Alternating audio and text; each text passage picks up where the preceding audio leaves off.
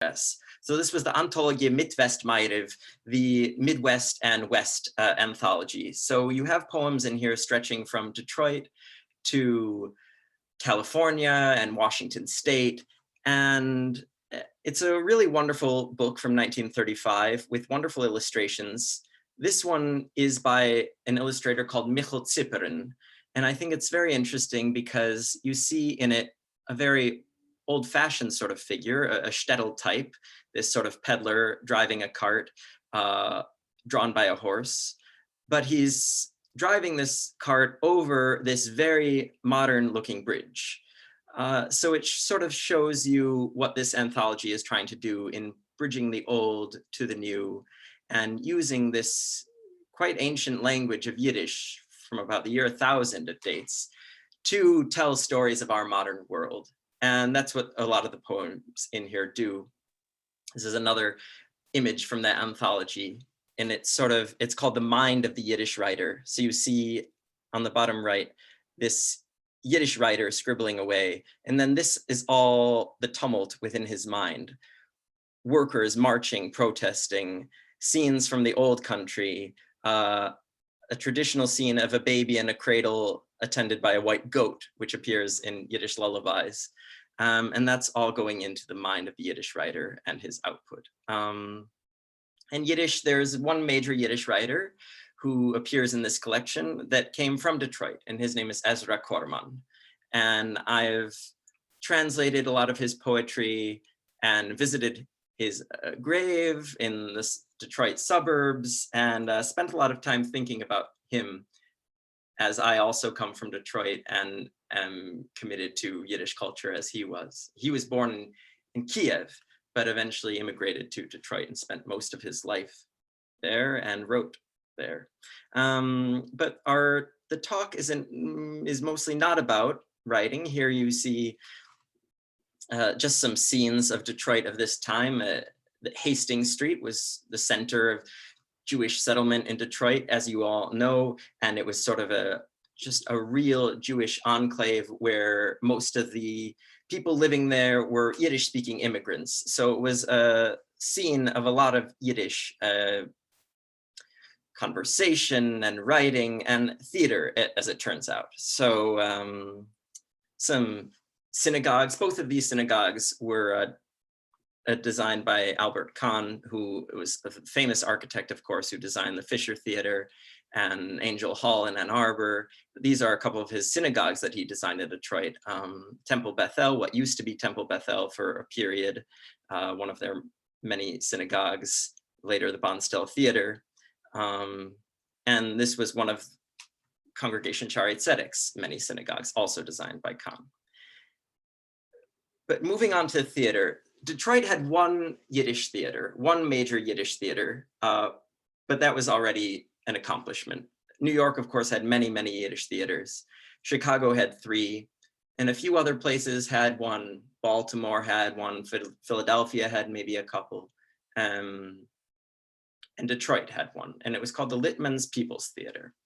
And the impresario, the man who founded it and who managed it and was the sort of the brains behind the whole operation, and as it turns out, sometimes would take over selling tickets. We'll look at a funny bit related to that later. This was Avram Litman. This image I have of him here is from a book, Yiddish Theater in Detroit, that I've read, and it's actually not the greatest book. There are lots of facts and figures in it, but it's not the most interestingly put together. But interestingly, I discovered that the frontispiece is the portrait of Avram Litman that appears. It says drawn by Joanne Coleman, who happens to be my great aunt.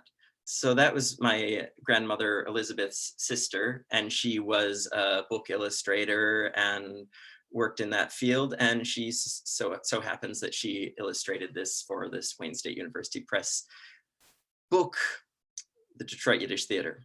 And this was the theater that was built as a Yiddish theater, which is also a bit of a rarity because there were a lot of Yiddish theaters that were converted from other kinds of theaters or from other kinds of buildings entirely. the first Yiddish theater production in New York and in America happened in New York in a beer hall. But this was a theater built as a Yiddish theater. By this time it was called the Abington Theater, but it was formerly Litman's People's Theater, opened in 1927 and designed by Maurice Finkel, who also designed the Michigan Theater in Ann Arbor. And you can maybe see some similarities between the buildings. This seated 1,100 people and was a real sort of gem and a pride of the Yiddish-speaking immigrants of Detroit. One thing that it lacked was dressing rooms.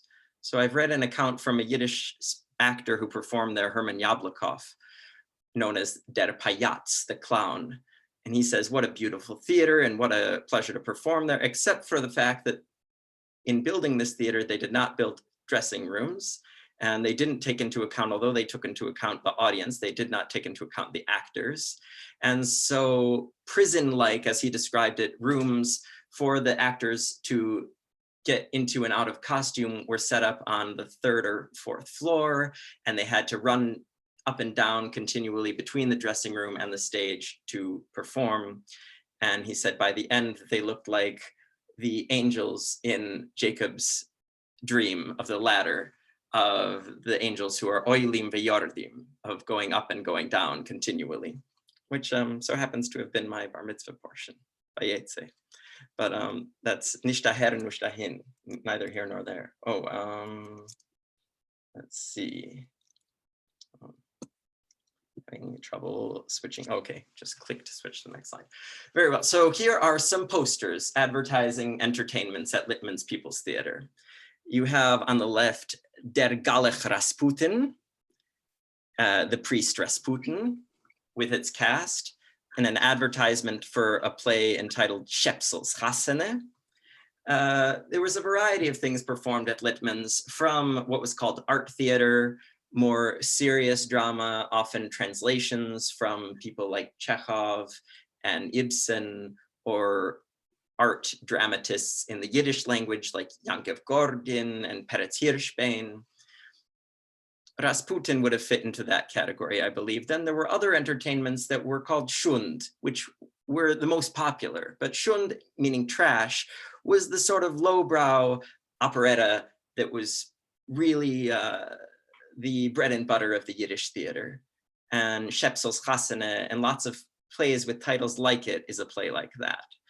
These were musical plays, and the plots weren't that intelligent and were formulaic, but they were heartwarming, sort of like watching, if any of you were watching these days, the Hallmark Christmas movies, probably the Yiddish theater equivalent of that, the shund. Other advertisements and articles about Yiddish theater at Litman's. You have here 3 Comrades, and then below it, published in the Detroit Jewish Chronicle, the former Detroit Jewish News, is a menu for a restaurant, Club Royale. So I thought that was interesting. You could go to see a play at Litman's, see the 3 Comrades, and then go have some frog legs for $2 and a spaghetti royale special with meatballs for $1.50.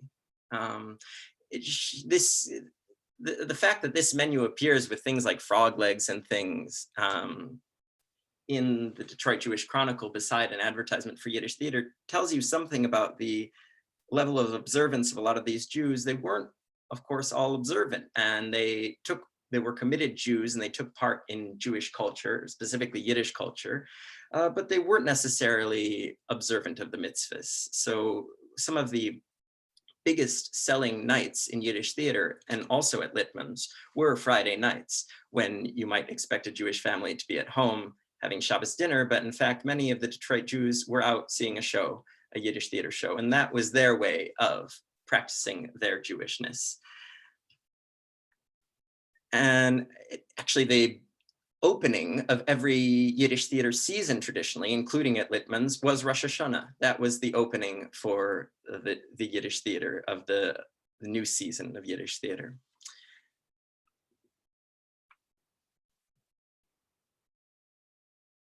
Further advertisements and articles, mostly from the Detroit Jewish Chronicle, which was publishing about the Yiddish Theater all the time, of course. And actually, there were pleas all the time in the Detroit Jewish Chronicle begging Detroit's public to go and support, the Jewish community to go and support Litman's Yiddish Theater, because it had a couple decades of popularity from around the 20s to the 40s, but eventually that popularity faded and Litman's Yiddish Theater was no more. So there are all the time sort of letters from the editor to the readers, go and support this gem, this important anchor of our community.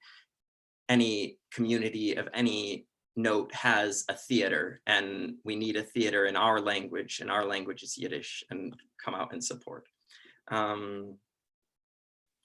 I thought this was a really beautiful illustration. This is a play that was considered an art play, a Kunsttheater. This is Mirele Efros, which is a classic play, particularly for Grande Dame of Yiddish theater. The sort of elderly leading doyen of Yiddish theater at the time was expected to take the part of Mirele Efros. This is the part of a sort of aristocratic Jewish woman who is sort of like, it's often called the Yiddish Queen Lear, which I always think is funny because there is no English Queen Lear. But Mirele Efros is the Yiddish Queen Lear, and she's sort of dividing up her estate among her children, among her ungrateful children. Ingratitude is a popular theme in Yiddish theater, ingratitude from children. So King Lear is a pretty Jewish play. I thought this was also funny. This is an advertisement for 3 people coming to perform at Litman's Yiddish Theater, and Pesach Geburstein, who up here by his portrait, his last name is actually misspelled. It's not Urbstein, but rather Burstein. It says at the end, Burstein at once became the favorite of his audience, his stammerer's whistle promising to become famous in this community. So those were the days when something like a stammerer's whistle could get you notoriety in a stage production. Yiddish theater wasn't performed only at Litman's Theater, it was performed all over the city. And places like you see here, the Masonic Temple was going to have a performance of Freidelis Chassene, starring Freidele Oischer, the sister of Moishe Oischer, who was a famous actor himself and singer. It's funny what Litman says about Freidele Oischer in this article for the Detroit Jewish Chronicle at the end. It says, Miss Oischer is gaining in popularity and is making rapid advances in her acting and singing, which I think is a bit patronizing. She's really getting better. And that's the best thing he can say about her. Yeah, and then here you have Wilson's Theater, Herman Yablokov, who I talked about earlier. He was talking about the dressing rooms, Der Payatz, the clown, performing there. Eventually, theater they can't make a living, and they can't keep the theater going, showing only live productions. And live productions, by the way, were both originated in-house and often actually written within the company. There was a guy, Oskar Ostrov, who was the souffleur or the prompter, and he would often write plays for the company. And they would also have, of course, touring productions from all over, and big stars, Molly Bacon and Aaron Lebedev and all sorts, Yablokov and Celia Adler. But they also eventually started showing movies. And this article says that establishing a new method of entertainment, Mr. Litman says that his theater will revive famous photoplays, in other words, movies, for presentation during this season with the addition of vaudeville acts by a cast of able actors. And here I've put a bunch of the advertisements for movies that were being shown at Litman's when it was converted to partly a movie house. So you have famous Yiddish movies like Grine Felder by Peretz Hirschbein. By the way, Peretz Hirschbein, classic Yiddish playwright who wrote Grine Felder, Green Fields. There is a man in Ann Arbor now whose name is Peretz Hirschbein, and he's actually his grandson, or great-grandson maybe. I think grandson though, and named after his ancestor, Peretz Hirschbein, the great playwright. So to me, that's a funny thing that there's a Peretz Hirschbein direct relative running around Ann Arbor.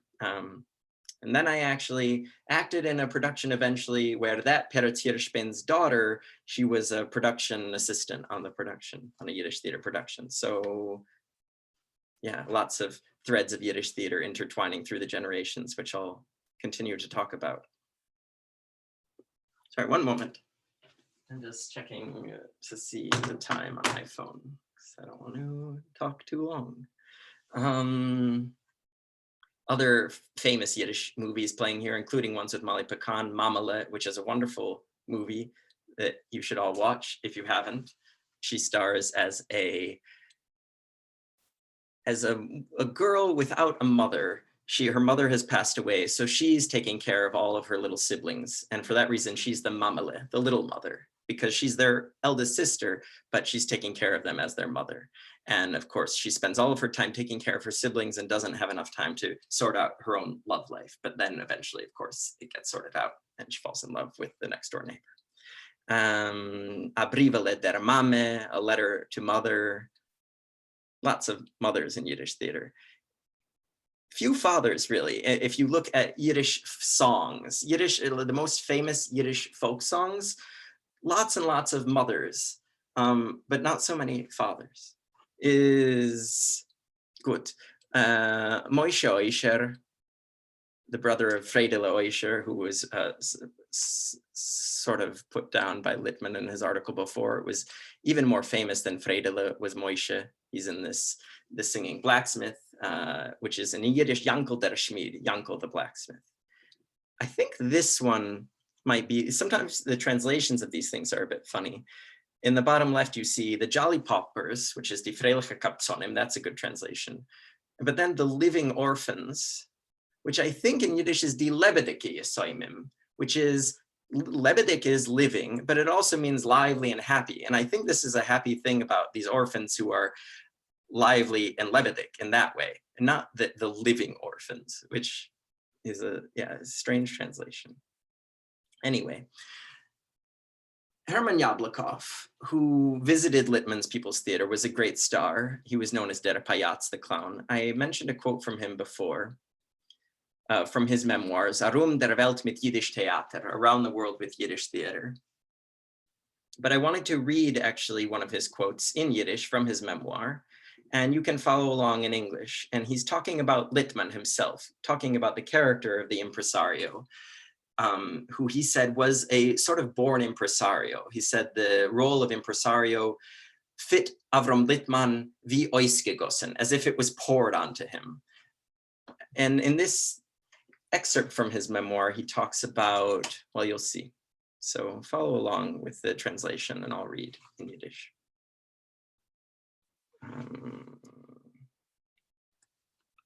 Sorry, my face is covering part of the Yiddish, so I can't, there. Hopefully you can still read it.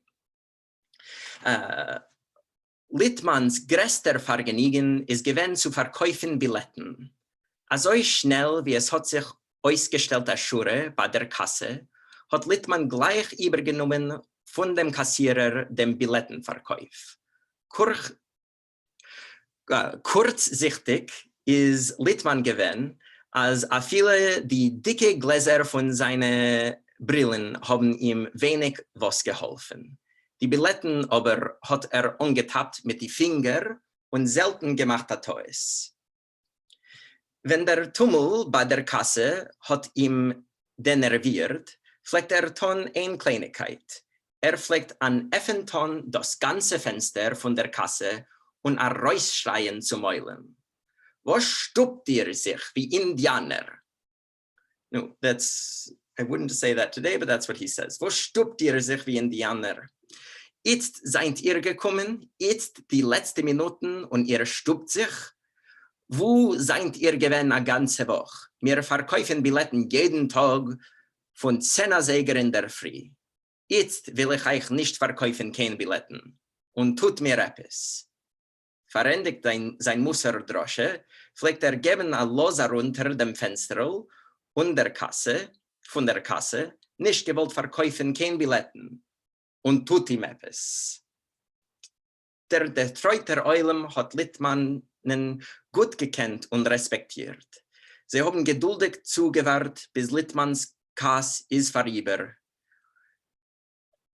Sie geton die Teufel und Masake gewen mit Billetten. And he favored them with tickets once more, once his tantrum was over, because they were all shoving each other. You might be familiar with scenes like that from attending productions in Detroit yourselves, or maybe even events within the Jewish community. I know my grandmother, who was herself an actress, and I'll talk about her, Elizabeth Elkin Weiss, she once attended, this story from Yablokov reminded me of her, because she once attended an event at the Jewish Community Center, and it was full, and all the seats were taken, and there were a couple seats by this lady, but she had her coat over them. And my grandma had bought tickets and she needed a seat and asked if she could sit there. And the woman wouldn't let her.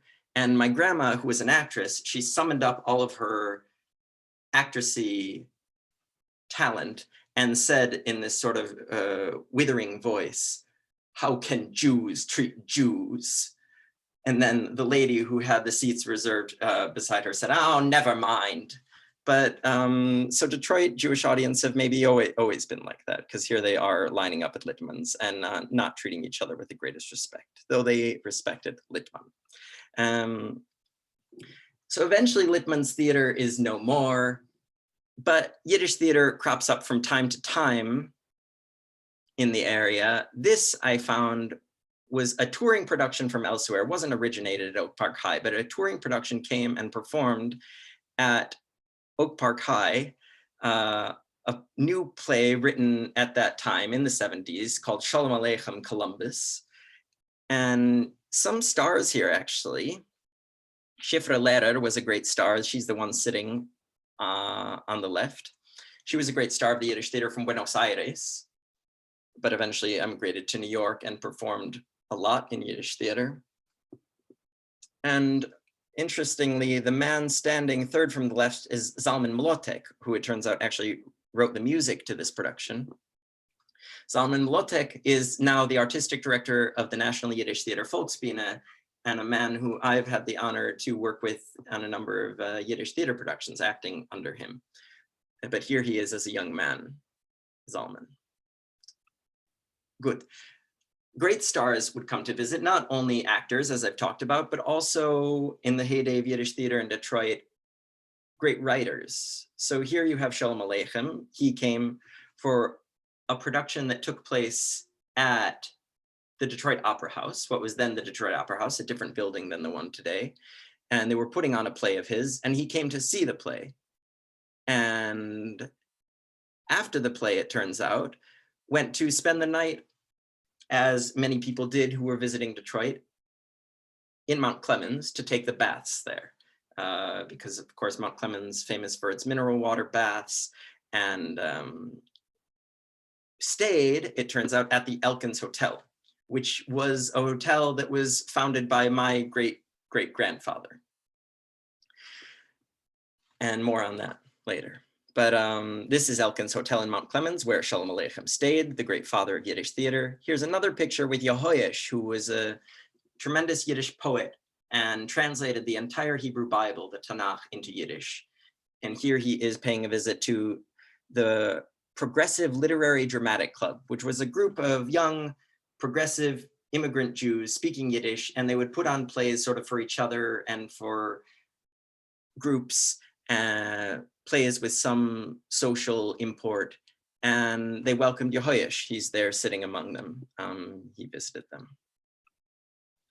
Others who came to visit here are Leon Liebgold and Lily Liliana, who were a famous married couple in Yiddish theater, and they starred together in the film of Der Dybbuk, the great sort of proto-horror movie, Der Dybbuk. And here they are in the Dybbuk, also appeared at Litman's Yiddish theater. The charming young leading lady and prima donna Lily Liliana and the young romantic leading man and singer Leon Liebgold will be honored with a testimonial at Litman's People's Theater. And these were names that these Jews in Detroit then would have been very excited about and would have, lined up to buy tickets for them. Great stars. And the prices actually for Litman's People's Theater would go up when they were having a performance with some of these visiting stars. They would take that opportunity to sell the tickets at higher prices. That's one thing that Detroit's Yiddish Theater, the book, is good for, is he gives you a lot of prices. Yo. So the Yiddish Theater, the Mount Clemens, and we'll talk about Mount Clemens now. Here is Elkins Hotel in Mount Clemens. My grandmother, she was the granddaughter of Louis Elkin, who opened the hotel. An immigrant he was from Europe, of course. And she recalled her first memories of theater and of Yiddish theater were spending time at his hotel, the Elkins Hotel in Mount Clemens, and seeing the visiting stars who would come to stay there and watching them from the staircase. And I'm going to read her words that she spoke about this memory when she was one of the recipients of the 8/80 award given by the Jewish community earlier in this new millennium. And she spoke about that memory. She says, "For now, though, I want you to know my maiden name, Elkin, E-L-K-I-N. And I hope that some of your relatives used to take the beds in Mount Clemens when it was a famous mineral bath spa. My grandfather, Louis Elkin, founded the Elkin Hotel on Gratiot. And it was there that my passion for Yiddish sprach and music was birthed. Looking back, I think it may have even sparked my showbiz career. My grandma was an actress as her career. You see, when my family visited the hotel, my kid brother and sister and I were put to bed upstairs soon after Shabbos dinner. I would wait till they were asleep and would then creep down to the first landing of that beautiful marble staircase to enjoy the Friday night shows. Those marvelous Yiddish stars from 2nd Avenue in New York would perform in the lobby right below my safe perch. By the way, Zeta didn't give them a salary per se, only their train fare, room and board at the hotel, and all the mineral baths they wanted. Not a bad deal. Years later, when I began collecting Yiddish recordings, sheet music, old films, it was so thrilling to recognize performances I had seen and heard when I was 7 and 8 years old. My favorites were Jenny Goldstein and Aaron Lebedev." So if only you could hear her perform that speech that she gave, because she does it much better, but a wonderful memory, I thought. And here's another photo of, I think, another incarnation of Elkins Hotel. It says the scene of many boxing matches. That I got from Michigan Jewish History, the journal of this society that we are now meeting as part of. This photo of Elkins Hotel. It says the scene of many boxing matches. So apparently not just theater, but boxing matches. Here is this family that my grandma was talking about. Her grandfather, Louis Elkin. This is her father, Benjamin Elkin. And this is the family. This is the man who ran the hotel. One thing I found recently while researching is that this wasn't just a place where the stars would go after performing in Detroit and then they would perform in the sort of lobby of Elkins Hotel. It was actually the site of a short-lived Yiddish theater of its own, Mount Clemens was, also by an Elkin relative of mine. So here's this advertisement for this arena, open-air Jewish theater. This was going to be a summer theater. So when folks left Detroit and spent their summer in Mount Clemens, they wouldn't be without Yiddish theater. And it was, as you can see, it says Mount Clemens, Michigan, Max Elkin manager, who was a cousin of my grandma. And here they are performing a Yiddish version of King Lear. Good. My grandma, both of my grandmothers are Yiddish speakers. My grandmother, who is still around today, bis 120, Lillian Yashinsky, a Yiddish speaker from the old country. And my other grandmother, a Yiddish speaker and an actress. So both of them have been great inspirations to me. And Elizabeth, not only with her acting, not only with her Yiddish, but with her acting and her commitment to a life in the theater. And here are a few photos of her in some production. She, of course, she was born in 1925, so she wasn't around for the Litman's People's Theater, and she couldn't take part in sort of the established Yiddish theater such as it was for a couple decades because she was a very young person. But throughout her life did perform in Jewish theater and in Yiddish, and was committed to in other ways even without an established Yiddish theater. So one thing I have found is that in the late 1940s, she founded a club for Jewish young adults to go and participate in Jewish theater.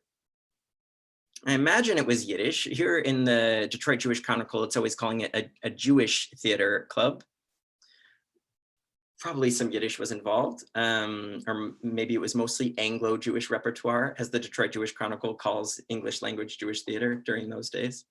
But here she advertisements for her starting this club under the auspices of the Jewish Community Center and asking for people to come audition for it, young boys and girls, there in 1948.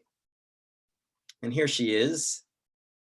She captioned this one, Wayne Theater production, Marco's Millions, role prostitute, at age 18. And there she is as Gwendolyn Fairfax in a production, an Actors Company production of The Importance of Being Earnest, which I believe is partly how she met my grandfather, who was also an actor, and he was directing that production of The Importance of Being Earnest, my grandfather, Reuben Weiss, and that's how they met. He directed her in that show. A few more of them. Here are my grandparents, my maternal grandparents, my mother, Debbie's parents, Elizabeth and Rue, both of them actors. They performed in Jewish theater and also radio, Challenge of the Yukon and the Green Hornet and the Lone Ranger, these early radio serials that began in Detroit, and in television and all sorts. And we've just passed Thanksgiving, which is a major day in my family because my grandfather was always the Santa Claus in the Hudson's Thanksgiving Day Parade, my grandfather Rube, for many years, a Jewish Santa Claus. I wanted to show you a bit of my grandma performing. This is a performance she gave at Reader's Theater, which was actors who would come together and perform from scripts at the Aaron DeRoy Theater, the Jewish Ensemble Theater, that space in West Bloomfield. And this is a piece that she wrote and performed, and I think it's a really wonderful piece.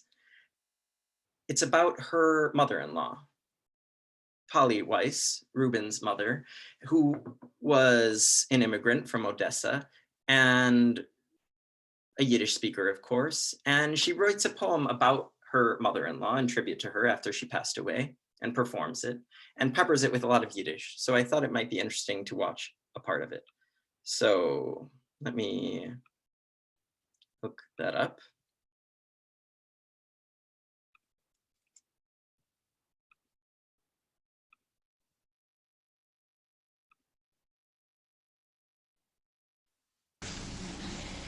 Ma, take it easy. Was willst du? I have to get out everything. That's how I am. Es kriegt mir in Bauch otherwise.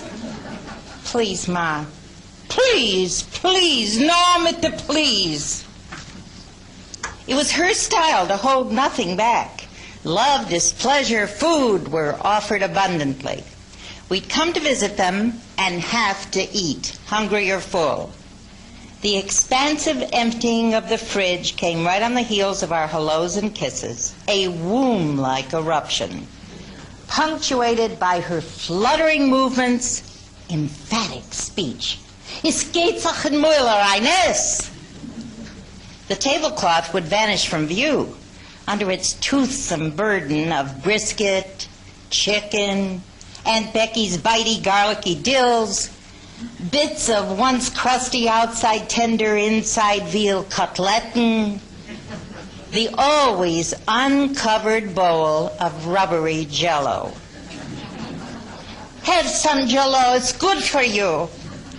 Her homemade applesauce with its saccharine fakery. Grandma, I had enough, honest. Okay, you ate good. Now you the boss from the suckers. The sweetest prize of all, boss of the suckers. One sugary moment in the sun, the ultimate reward for stuffing the most food down a protesting gullet. The winner got only one, had to dole out one each to the other kids, and then hand the still weighty bag back to Grandma for the next time. No. So it's actually a wonderful tribute to her and very artistic sort of. It takes you through her personality and her life and the end of her life, and by the end is very emotional. But I won't play the end because whenever I watch the end, I always cry. So it's just very good. And yeah. So back to some interesting photographs and things. Eventually, I had the opportunity to direct my grandmother in Yiddish. This was a production that was done at the Detroit Opera House. It was the last performance she gave in her life when she was 88 years old. And she sort of made this triumphant return to the theater in a production that I directed of this operetta, not an operetta, it's a children's opera called Brundibar, which was written shortly before World War II by a Czech Jew, Hans Krasa, and was smuggled into the camp Theresienstadt and was performed there by the children of the camp.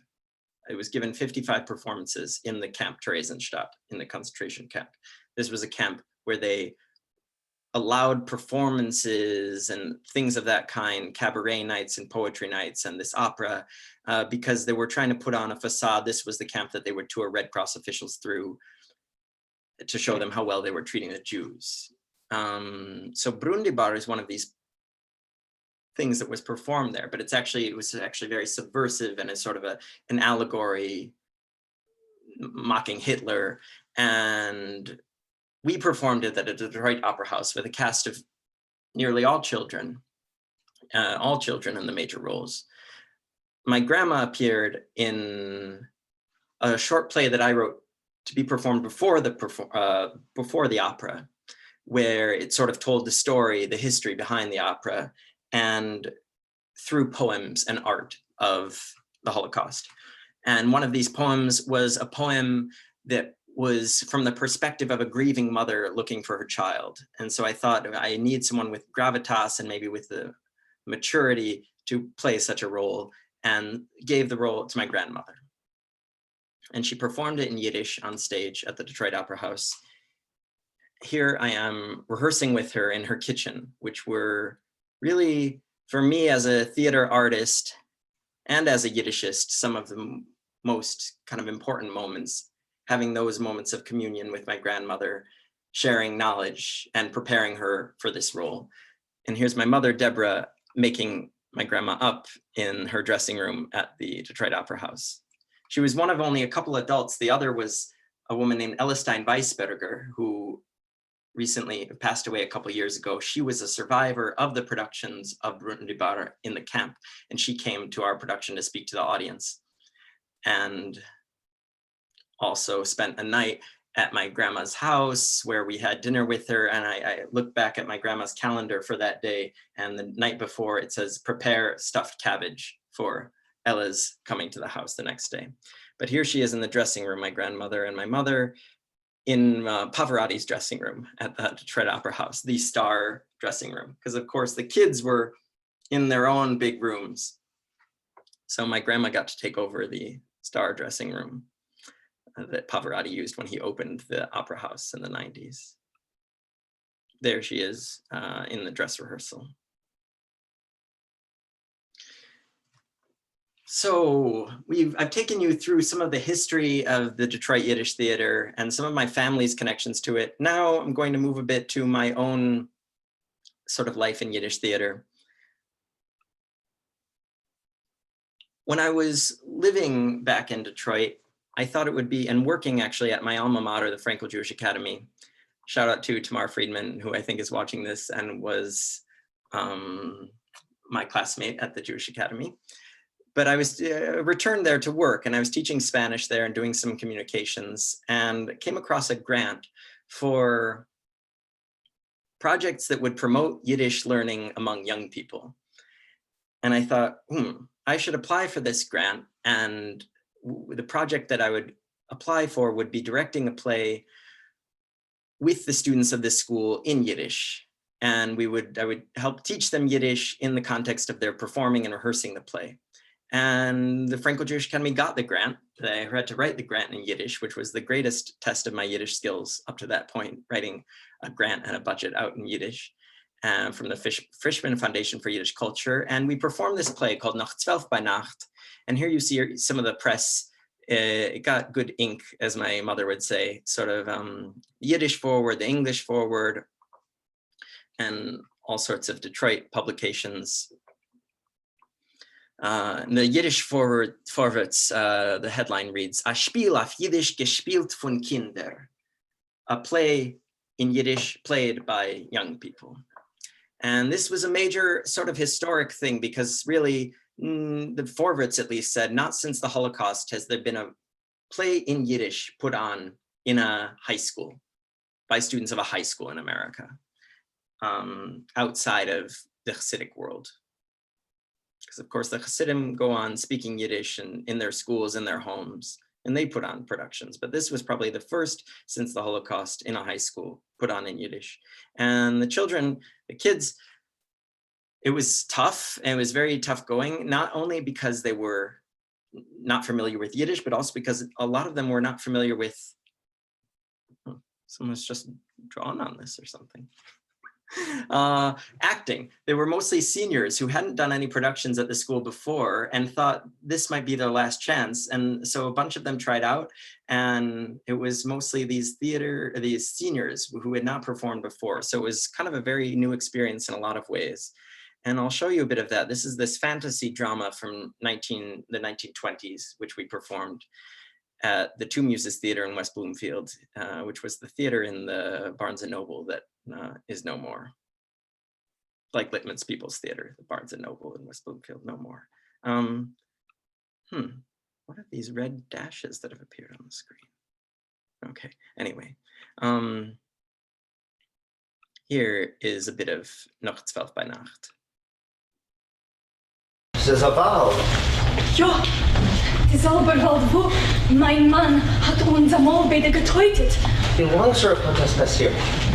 Wir concealen die Ewigkeiten. Du darfst sich nirgendwo in einer feuchten Heil ganze Jahrhunderte geschlafen. Mir euch? Wie leicht ich viel und sich auf Gersen von einer schweren Masse. Unser Körper. Wer seid ihr? Die Geister vom Wald.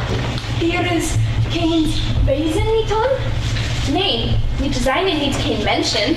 Ruhe und Schönheit seien unsere einzigen Menschen.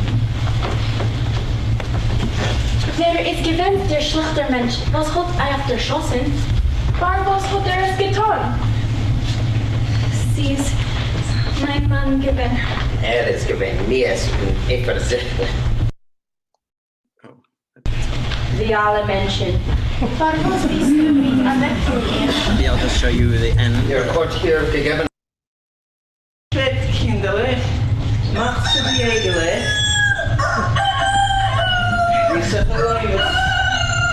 Die Kinder glauben sich, heint er wie so verspätigt. Gute Nacht, Raisin.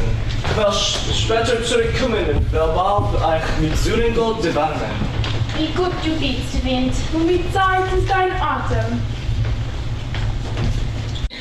Pustelkerl. Wollt ihr gehen mit mir?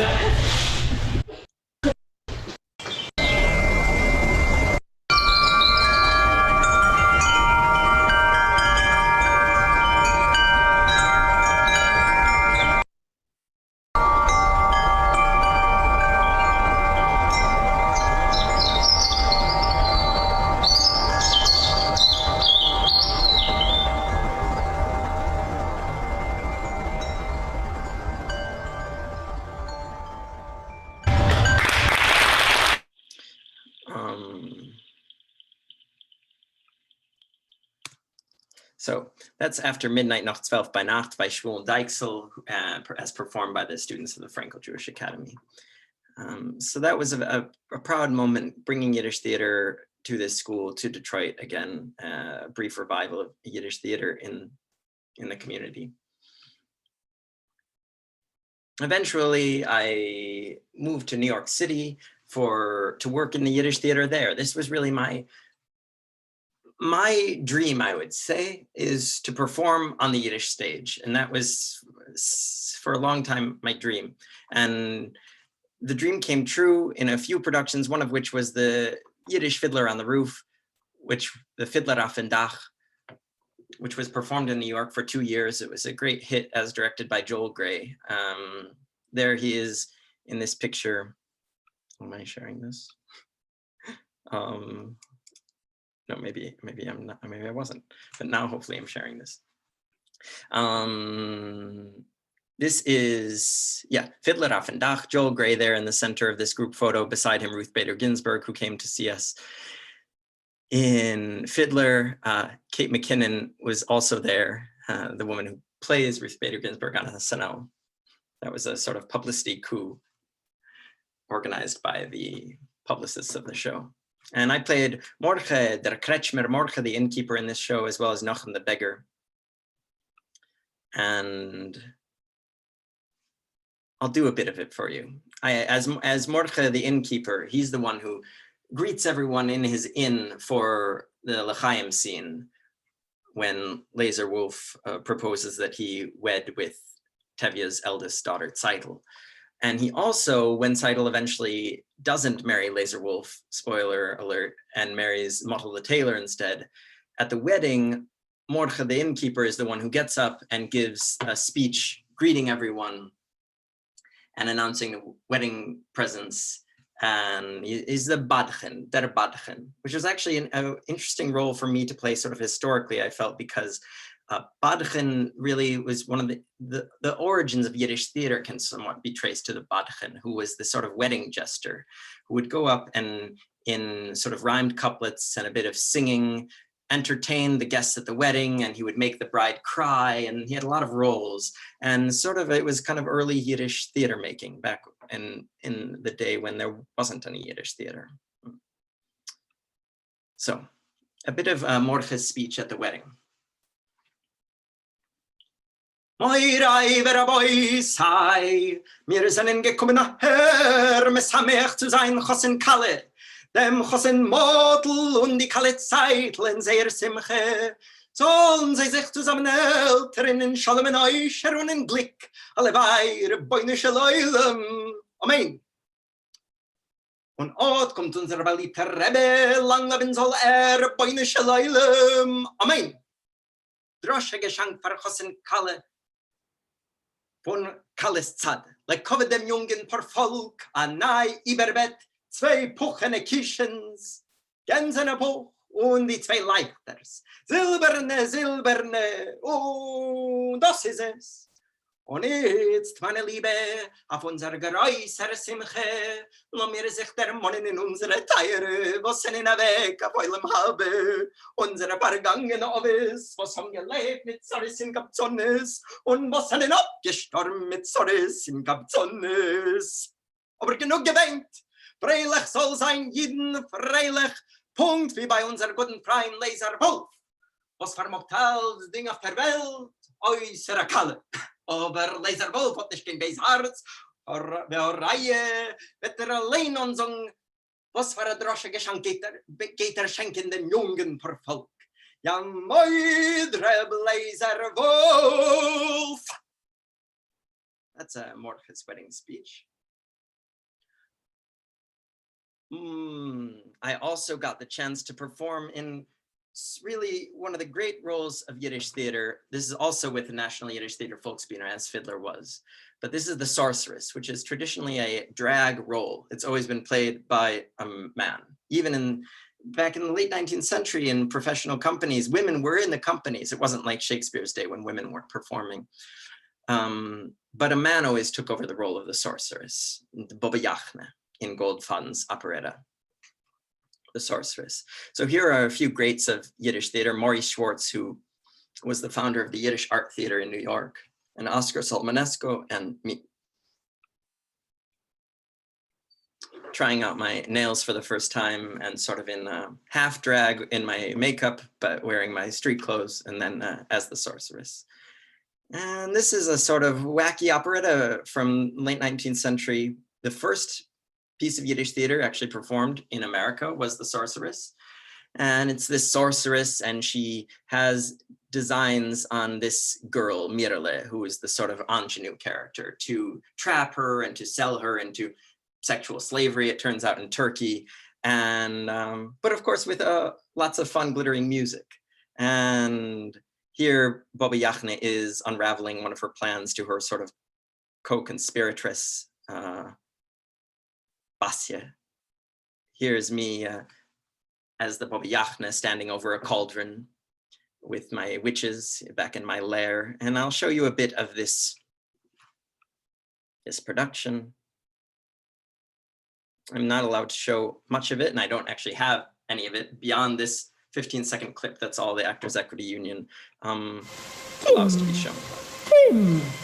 Here's me trapping Mirele. Very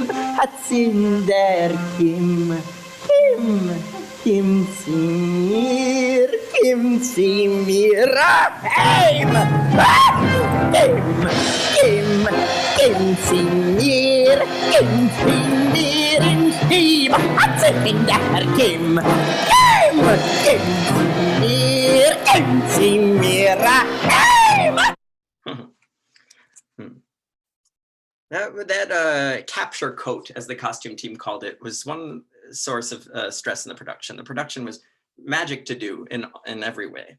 But that capture coat, the rope that comes out of it would either not come out, or it would come out entirely. So I wouldn't be able to wind it around her, and I'd have to improvise and claw at her and grab her. And so that was a tricky thing.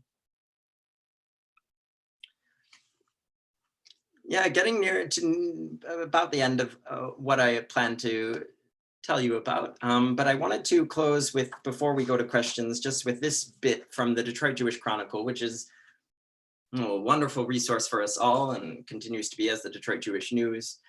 And of course, you can find all of it online. It's all been digitized and archived wonderfully with the help of the University of Michigan. So there's a lot of information and history there about all of us who come from this place. And this is one of the articles I was talking about that is pleading for the Jews of Detroit to support the Yiddish Theater run by Litman. And this one goes a bit beyond and says some kind of wonderful and abstract things about the importance of Yiddish and of culture. So I thought I'd close with that because I think it's still instructive to us today. All this brings us to something. Here's the editorialist of the Detroit Jewish Chronicle in what year? 1926. All this brings us to something which must be said in fairness to the Jews of Detroit, who insist that the presentation of the Yiddish drama and literature are essential if a cultural Judaism is to be perpetuated. It may be argued, and particularly by those who have lost their appreciation of Yiddish, that these masterpieces can be saved through translation. And in support of this contention, they can point to the splendid English performance of the Dybbuk at the Neighborhood Playhouse in New York. But despite all this, there is yet a difference which can be sensed by those whose traditions, background, and training are rooted in Yiddish life and speech. Many Jews today are anxious to sever all connection with Yiddish, thinking thereby to prove their 100% Americanism. By this expedient, they become poorer, inasmuch as they lose an aesthetic art form, rich and colorful language, and are not enriched by any creative values, because unfortunately, America has not yet made any worthwhile contribution in those special fields. That can't be said today when, of course, the American theater has done wonderful things, but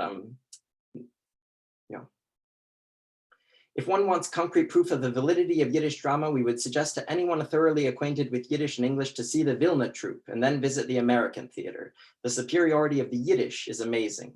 The American stage seems amateurish, sentimental, and unauthentic. And then goes on to say that the current Yiddish theater building on Hastings Street is not good enough and they need a better theater, which they would eventually build, Litman's People's Theater on 12th Street.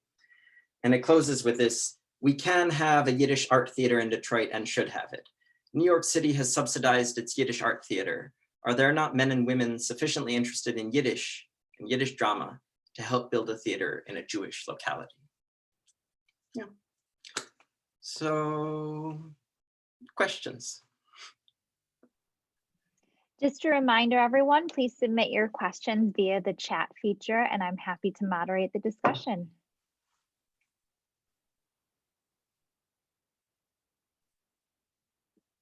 Questions or comments? If you have, I think it would be also interesting to hear if people have a memory of the Yiddish theater in Detroit. That'd be interesting.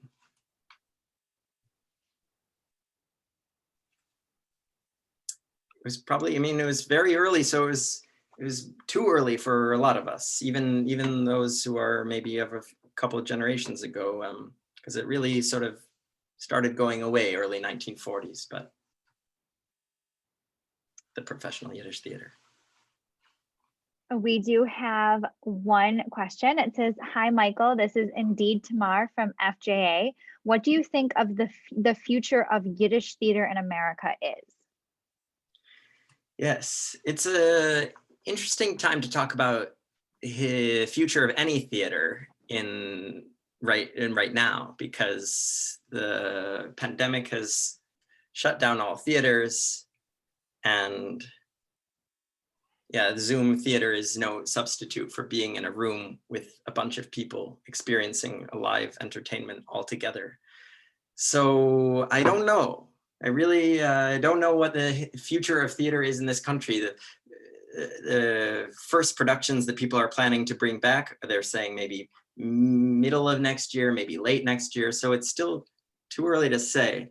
But I think I would hope that the Yiddish theater continues to experiment and innovate. I think it can be the site of a lot of forward thinking. And the Yiddish theater has always been that way. It's never been stuck in the mud. It's always had its branches that were avant-garde, that were at the forefront of thinking of all that theater could be. So that's my hope for the Yiddish theater, that we continue to innovate and do unexpected things. Yeah, in this unexpected language. Are there any particular books you would recommend about Yiddish theater? Yes. Nama Sandro wrote the book Vagabond Stars, which is a global history of Yiddish theater. And that takes you all over the world with Yiddish theater. That's a wonderful book. And recently, there's a beautiful book, if you want beautiful photos related to Yiddish theater. It was, it's just, I think, called the New York Yiddish Theater. And it was put out by the Museum of New York, which had an exhibit on Yiddish theater, and they published a book to go along with that exhibit. And it's got all these beautiful photographs, both black and white and color, of productions and of theater buildings and even of costumes that have been preserved through the ages. And that's really worth having on your bookshelf, I'd say. Did any of the Adlers or Tomaszewskis come to Detroit to perform? Yes, all those, yes. Boris and Bessie Tomaszewski, the Adler family, Celia Adler. I was recently reading her memoirs of, her book is called Celia Adler erzählt, Celia Adler recounts. And she talks about touring through Detroit and how it's a city that made a wonderful impression on her. She, like all Yiddish theater memoirists, is very boastful, but that was sort of the house style for anyone, a Yiddish theater actor who was writing a memoir, is just to talk about how wonderful they were and how they were the greatest in the field. And Celia Adler does a good bit of that. But yeah, she was there, and of course, yeah. Another question that came in is whether or not you were familiar with the name Saul Elkin, who's involved in the Jewish theater in Buffalo. No, I'm not familiar with that name. Also has a background in Yiddish. I wonder theater. if it's family though. That's interesting. I'll have to check that out. Sal Elkin. I don't know. A comment that came through from Elaine Gross was that your uncle Sonny Elliott was a great friend, or her uncle Sonny Elliott was a great friend of your grandparents. Yes, that's very true. Yes, I've grown up hearing about Sonny for sure. Yes. Another question that came in is, do you know if there was a vaudeville component in the earliest version of the Yiddish theater prior to 1930? As an example, were there Yiddish jugglers and Yiddish magicians? Yes, there was a vaudeville component, and there were houses that were devoted to vaudeville, not in Yiddish vaudeville, not in Detroit, but in New York. And very often you would have acts interspersed in an operetta or a musical that would smack of vaudeville. So there is, in The Sorceress, there's a scene set in the Turkish coffee house when the sorceress manages to sell myrev to Istanbul. She performs as, it's sort of, she sells her really into sexual slavery, but it's shown on stage as her performing romantic Yiddish songs in a coffee house. So that's kind of wearing a sultry costume. And in that coffee house scene in Istanbul, there are acts interspersed, which are kind of like vaudeville acts, a belly dancer and a juggler indeed, and someone performing tricks. And that's to show you sort of the exotic flavor of that Istanbul coffee house. But there would be kind of interludes like that in Yiddish plays and musicals that had nothing to do with the plot, but that would show you interesting things to look at. Another question that came through on the chat was, where did you learn Yiddish and when did you decide it would be a part of your career? I heard Yiddish growing up because, as I said, my grandmothers both spoke it, and sometimes I would hear them even speaking to each other, which was always interesting to hear, and had a sort of passive understanding of it, especially because I eventually took German and I took Hebrew beginning in first grade. So I was able to understand a lot without being able to speak that much. And then when I was a young adult, mid-20s, I decided to study Yiddish and really commit myself to it. And I just sort of, I had a feeling within me that I've sort of kind of danced around studying Yiddish for a long time, and I need to now finally get a textbook and learn and make it a part of my life, because I feel that, well, it's important. And it's a part of our heritage that we shouldn't lose grasp of. So I studied in my room with a textbook and eventually went to the Yiddish Book Center for their summer program, where I eventually worked for 3 years and wrote a textbook there when I worked there. This is a new Yiddish textbook. I'm one of the 3 co-authors, called In Einem. And yeah, I spent time studying in Vilna, studying Yiddish, which I actually had a dream last night where the librarian of the Vilna Yiddish Institute appeared in my dream. And she's this wonderful woman in real life who was there when I was in Vilna. She has lived in Vilna in Lithuania her whole life and escaped from the ghetto in Vilna and fought as a partisan and would lead us on walking tours of the city in her own native Vilna Yiddish. Her name is Fania Bransowski, and bis 120 to 120, she's still around. And she appeared in my dream last night, so I felt that was an indication that I should maybe return to Vilna and see her before, God forbid, she's no longer with us. One of the viewers said it was her husband saw you in Fiddler earlier this year and said it was great. And she was wondering what it was like working with Joel Grey. Joel Grey he's an imp. He's just a cheerful, friendly, silly man with great stores of talent. But those stores of talent don't prevent him from being, completely sort of ridiculous sometimes in a good way. I was very nervous before meeting him And I was actually, other people who had gone into audition, I was asking them, is Joel Grey in the room? Is he not? It turned out that he wasn't in the room always for the auditions. When I came in for my audition, he was there. And I was very much hoping he wouldn't be, because I felt I would be so nervous and wouldn't be able to do what I needed to do.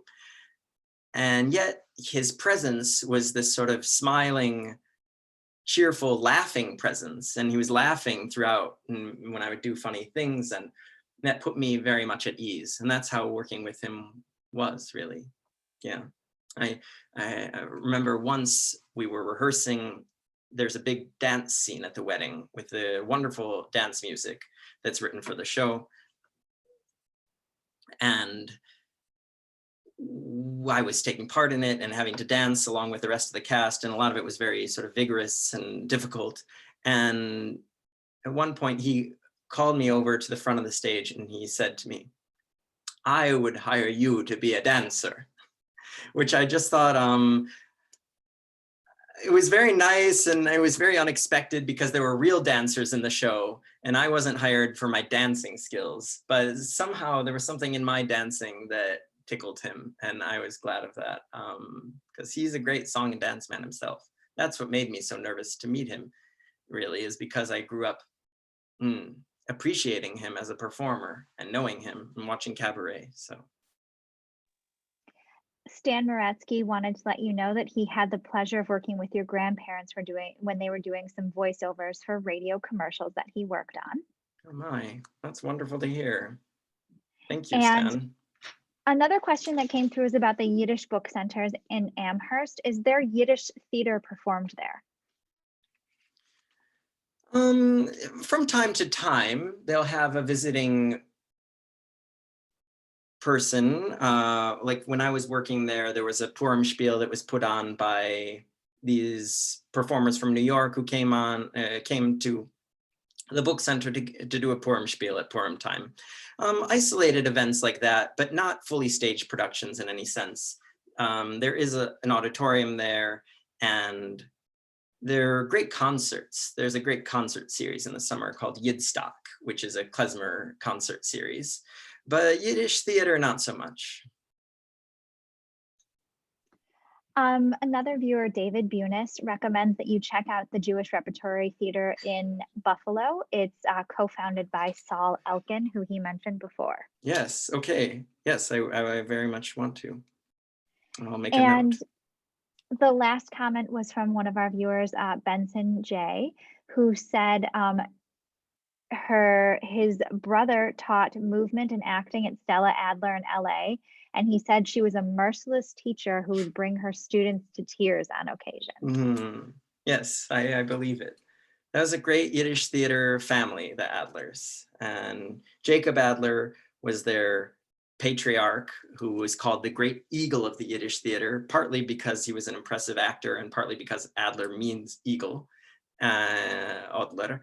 And yeah, his daughters, Stella Adler, founded the acting school and taught people like Marlon Brando and this gentleman, it seems. And yeah, her sister, Celia Adler, was a great star of the Yiddish stage. They all started in Yiddish. Stella Adler started performing as a juvenile actor in Yiddish theater together with her family. Well, Michael, thank you again for this wonderful presentation this evening. I know that we all really, really appreciated you Zooming with us and teaching us all a little bit more about Yiddish theater and its roots in Detroit, as well as your experiences in Yiddish theater right now in the current times. Again, everybody, thank you for tuning in tonight. We really appreciate your continued support, and we will hope you will join us on December 8th at 2 p.m. for viewing the Detroit Institute of Arts through a Jewish lens with Barbara Meiji-Cohn, and December 14th at 7 p.m., 1619, 1624, and 2020, Jews, Race, and U.S. History with Professor Mark Dollinger. And stay tuned because we will have our slate of programming for 2021 coming out soon, and we have some exciting options already for you guys in January, February, and March. Have a great evening, everyone. We'll talk to you soon. Thank you so much. Bye-bye. Say hi. Hi.